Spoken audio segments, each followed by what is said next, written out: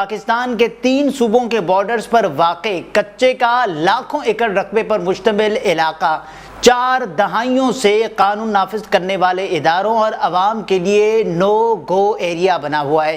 پنجاب کے جنوبی علاقوں رحیم یار خان، صادق آباد اور راجن پور، جبکہ سندھ کے شمالی شہروں شکارپور، گھوٹکی اور کشمور کے دریائے سندھ کے اطراف کے علاقے ان ڈاکوؤں کی آماج گاہ بنے ہوئے ہیں۔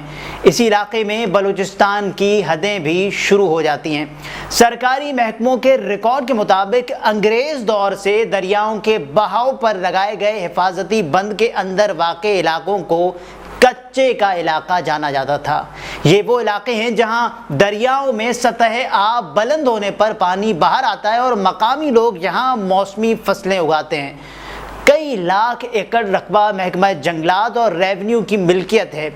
دریائے سندھ کے دونوں اطراف موجود کچے کے علاقوں میں 80 کی دہائی سے خطرناک ڈاکوؤں کا راج ہے۔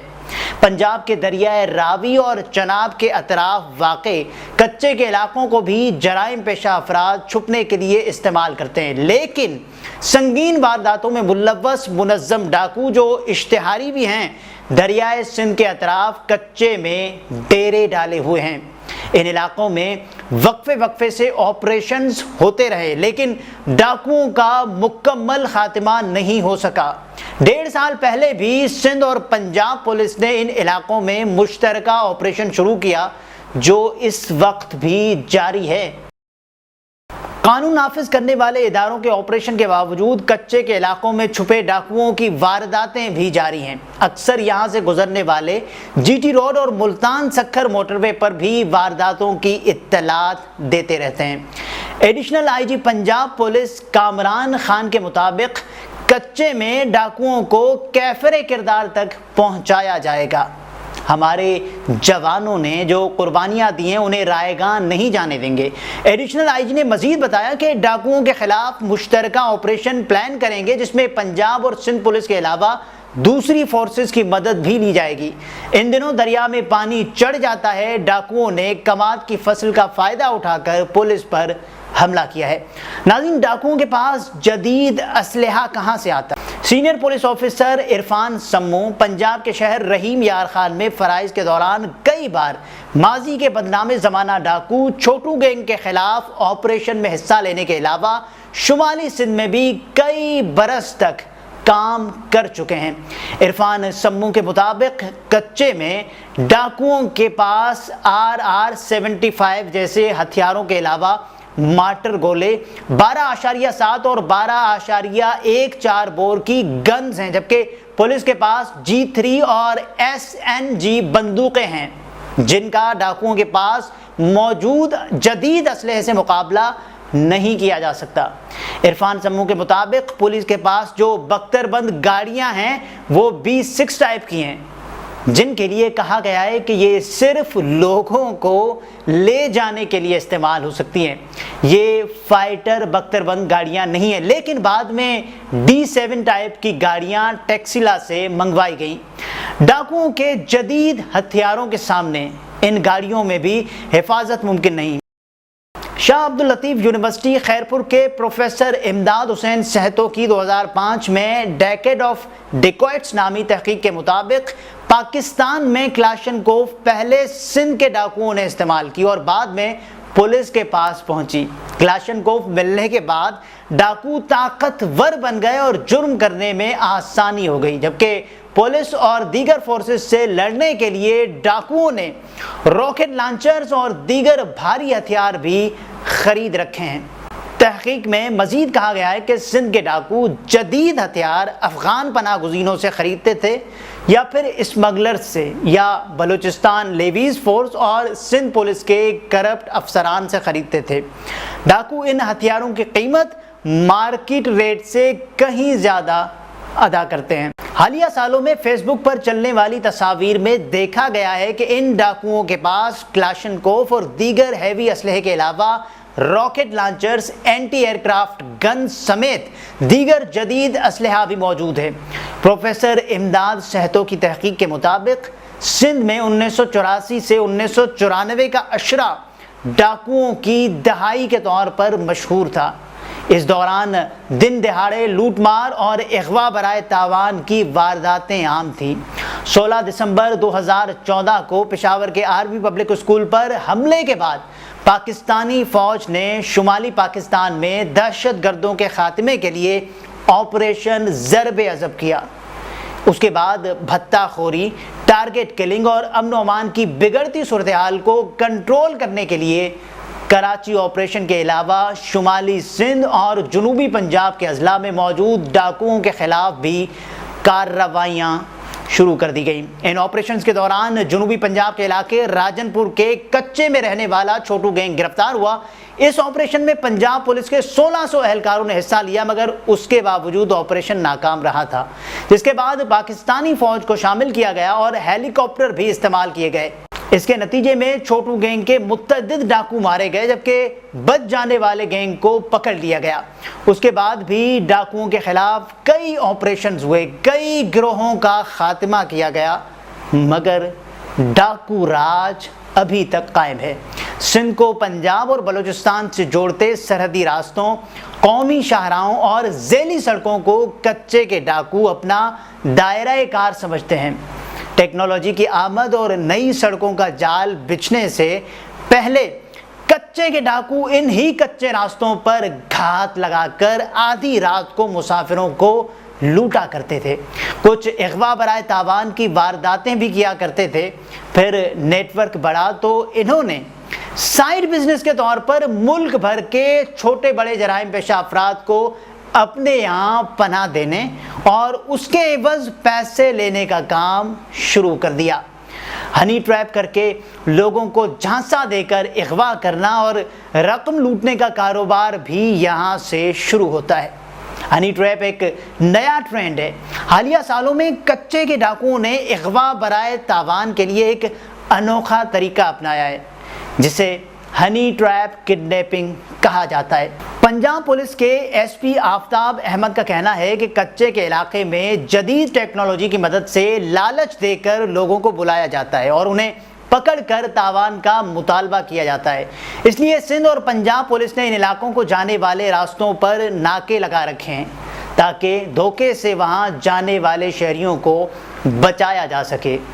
کھلا سچ تو یہ ہے کہ ڈاکو مبینہ طور پر جدید ترین ہتھیاروں سے لیس ہیں، جن میں مارٹر گولے، راکٹ لانچر سے چلنے والے دستی بم، RPG اور طیارہ شکن بندوقیں شامل ہیں۔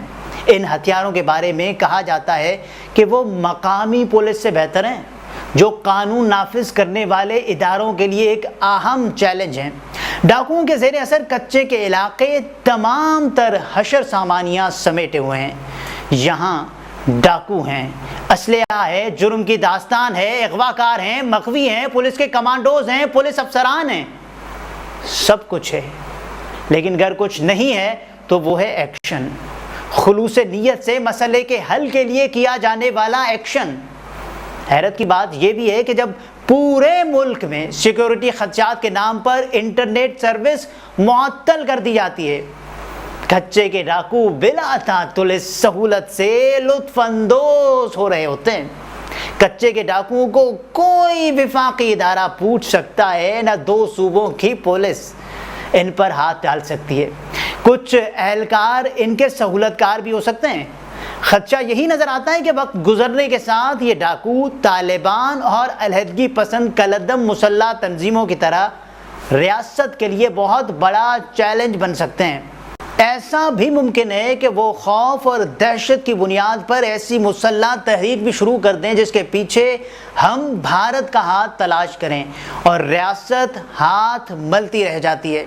اور خدا نخواستہ ایسا وقت نہ آ جائے کہ کچے کے ڈاکوؤں پر ان کی شرائط پر مذاکرات کر کے انہیں قومی دھارے میں لانے کے نعرے دعوے سننے پڑ جائیں۔ کچے کے ڈاکو سرے عام شہریوں پر تشدد کی ویڈیوز اپلوڈ کرتے ہیں، ریاست کو للکارتے اور مذاق اڑاتے ہیں، لیکن ریاست پھر بھی خاموش ہے۔ کہنے کو تو ریاست سے زیادہ طاقتور کوئی نہیں ہو سکتا۔ کچے کے ڈاکو کس کھیت کی مولی ہیں کہ انہیں کچلا نہیں جا سکتا۔ نام نہاد پولیس آپریشنز کے نام پر کروڑوں روپے خرچ کر دیے جاتے ہیں۔ وزرائے اعلیٰ مورچوں کا دورہ کر کے اہلکاروں کو شاباش دیتے ہیں، کروڑوں کے بجٹ اسلحہ گولہ بارود خصوصی الاؤنسز کے نام پر خرچ کر دیے جاتے ہیں، نتیجہ 0 جواب ہے 0۔ ہماری تو عقل یہ سوچ سوچ کر ہلکان ہوئی جاتی ہے کہ جنہیں ہم کچے کے ڈاکو کہتے ہیں دراصل یہ مستقبل کے دہشت گرد ہیں۔ دو طرفہ تماشا دیکھیے کہ افغان و پاکستانی طالبان گٹھ جوڑ دن رات تباہی کر رہا ہے، بلوچستان میں کلعدم BLA سمیت علیحدہ پسندی کے نام پر دہشت گرد دندناتے پھر رہے ہیں، اور کچے کے ڈاکو اپنی ریاست مضبوط کرنے میں مصروف ہیں۔ ایسے میں ہماری حکمت عملی کیا ہے؟ خیال تو آتا ہے کہ اگر یہ سب دہشت گرد عناصر اور کچے کے ڈاکو مستقبل میں ایک دوسرے کے سہولت کار بن گئے، یا ان سب نے ریاست کے خلاف ایکا کر کے چاروں اطراف سے بیک وقت محاذ کھول دیا، تو انجام کیا ہوگا؟ اگر ریاست چاہے تو آج کچے کے ڈاکوؤں کو نیست و نابود کر سکتی ہے۔ ریاست کے پاس اختیار بھی ہے، طاقت اور ہتھیار بھی۔ ایسا ہرگز نہیں ہو سکتا کہ کچے کے ڈاکو معصوم شہریوں، سیکیورٹی ریسکیو اہلکاروں کو یرغمال بنا کر تاوان وصول کریں اور ریاست تماشا دیکھتی رہے۔ ہر گزرتے دن کچے کے ارد گرد کے علاقوں میں خوف کی فضا پھیلتی جا رہی ہے۔ قومی شاہراہوں، موٹر ویز پر انتظامیہ کی طرف سے واضح اعلانات لکھے نظر آتے ہیں کہ ان شاہراہوں پر دن کے اوقات میں قافلوں کی صورت اور شام کے بعد سفر سے گریز کریں۔ واضح شواہد موجود ہیں کہ کچے کے ڈاکو جب چاہیں، جیسے چاہیں، جس سے چاہیں مسافر گاڑیاں روک کر بھتہ وصول کرتے ہیں۔ اب تو نوبت یہاں تک پہنچ گئی ہے کہ مسافروں کی طرف سے مزاحمت پر انہیں فائرنگ کر کے قتل کر دیا جاتا ہے، اور قانون یہاں بالکل بے بس نظر آتا ہے۔ سوچنے کی بات ہے کہ ڈاکو کچے سے نکل کر پکے کے علاقے تک پہنچ چکے ہیں۔ یہ ایک انتباہ ہے کہ مستقبل میں ریاست کے لیے وہ ایک بڑا چیلنج بننے والے ہیں۔ کچے کے علاقے میں ہنی ٹریپ کر کے لوگوں کو جھانسا دے کر اغوا کرنا اور رقم لوٹنے کا کاروبار بھی یہاں شروع ہو چکا ہے، جبکہ سستی گاڑیاں بیچنے کے نام پر دھوکہ دہی کی وارداتوں میں کچے کے ڈاکوؤں کا نام آیا ہے۔ پچھلے 30 برس سے کچے کا علاقہ اور کچے کے ڈاکو بلا تعطل اپنی سرگرمیاں جاری رکھے ہوئے ہیں، لیکن پاکستان کا مرکزی میڈیا کچے کے علاقے کی خبروں کو یوں بھی جگہ نہیں دے پاتا کہ ایک تو یہ علاقے کچے ہیں، دوسرا ان کا نشانہ کمزور افراد، کمزور برادری بنتی ہے، جیسے کشمور کندکوٹ کی ہندو برادری یا عام شہری۔ اسی حوالے سے کشمور تک کراچی، سندھ کے مختلف علاقوں میں احتجاج بھی ہوتا رہا ہے۔ مظاہرین میں زیادہ تر سندھی ہندو برادری کے لوگ شامل ہیں، جو مطالبہ کر رہے ہیں کہ سندھ میں ڈاکو گردی اور بالخصوص ہندو برادری کے افراد کا پے در پہ اغوا بند کیا جائے۔ کچے کے علاقے کے ڈاکوؤں کی وارداتیں آج سے نہیں، 4 اشروں سے جاری ہیں۔ لوگوں کو یرغمال بنانا، بھتہ خوری کے لیے اغوا کرنا اور قتل جیسی وارداتیں کچے کے علاقے کے ان ڈاکوؤں کا وتیرہ ہے۔ اتنا کچھ ہونے کے باوجود پنجاب یا سندھ حکومت ان ڈاکوؤں کا مکمل خاتمہ کیوں نہیں کر سکی؟ گھناؤنی وارداتیں کرنے والے قابو میں کیوں نہیں آ رہے؟ کچے کے علاقے کی زمین محکمہ جنگلات اور محکمہ ریونیو کی ملکیت ہے، جو کسی کو باضابطہ طور پر الاٹ نہیں کی گئی ہے، جس میں سے وسیع رقبے پر قبضہ ہے۔ کئی بڑے بڑے زمینداروں کی کچے میں ہزاروں ایکڑ اراضی ہے۔ ان میں سے کئی بڑے زمیندار سیاست میں بھی متحرک ہیں۔ یہ علاقہ گنجان ہے، یہاں 10 لاکھ سے زائد آبادی مقیم ہے، جو مویشی بانی اور زراعت سے وابستہ ہے۔ جنگلات، جھاڑیوں اور کچی زمین کی وجہ سے یہاں ڈاکوؤں کے لیے چھپ کر اپنی کارروائیاں کرنا اور پناہ لینا آسان ہو جاتا ہے۔ یہاں مختلف قوموں اور برادریوں کی آپس میں لڑائیاں اور رنجشیں تا دیر چلتی رہتی ہیں، اور اس کے علاوہ کچے میں رہنے والی ہر برادری کے پاس جدید اسلحہ موجود ہے۔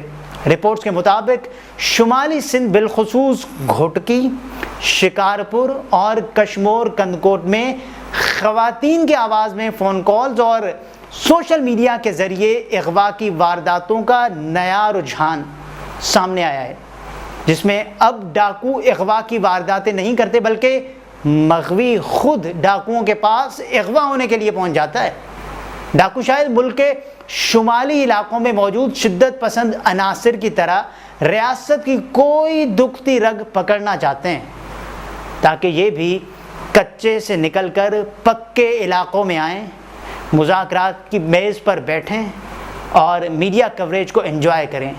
डाकू तो फिर डाकू होता है, उसका शिद्दत पसंद तंजीम की ऑपरेशनल सलाहियतों से मवाजना नहीं किया जा सकता। लेकिन जिस अंदाज से सिंध और पंजाब में कच्चे के डाकू अपनी प्रोफाइल को कच्चे से पक्के, मकामी से सूबाई और अब इंटरनेशनल सतह पर ला रहे हैं, रियासत को होश में आना होगा। अभी तो सिंध पुलिस पर कच्चे के डाकुओं से मिली भगत का इल्ज़ाम लगाकर हाथ खड़े कर दिए जाते हैं।